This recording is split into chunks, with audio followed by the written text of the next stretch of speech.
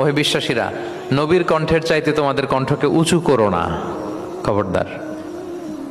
যদি করো, নিজেরা নিজেদের সাথে যেভাবে কথা বলো, নবীর সাথে যদি এভাবে কথা বলো, তাহলে তোমাদের সব আমলগুলোকে বাতিল করে দিবে কে? এই আয়াত নাজিলের একটা প্রেক্ষাপট আছে। বনু তামিম গোত্রের লিডার কে হবে এটা নিয়ে ডিসকাশন হচ্ছিল। তো আবু বকর রাদিয়াল্লাহু তাআলা আনহু বললেন, আমি চাই উনি হোক লিডার। ওমরে ফারুক বলে, না না না, উনি না, আপনি বুঝতে পারেন নাই, আমি চাই ইনি হোক। আবু বকর বলে, ওমর তুমি ঠিক বলো না, আমি বললে তুমি খুলে উল্টাটা বলো, উনি হলে ভালো হয়। ওমরে ফারুক বলে, না না না, উনি না, উনি হলে। এই যে উনি উনি করে দুইজন তর্ক বিতর্ক করতে করতে ওনাদের কণ্ঠটা রাসূল সাল্লাল্লাহু আলাইহি ওয়াসাল্লামের কণ্ঠের চাইতে একটু উঁচু হয়ে গেল, যেটা দেখতে অনেকটা অশোভন ছিল, সুন্দর দেখাচ্ছিল না।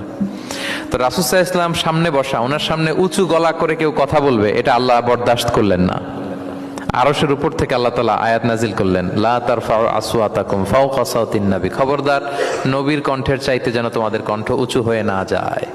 যদি যায় তাহলে তোমাদের আমলগুলো বাতিল হয়ে যাবে।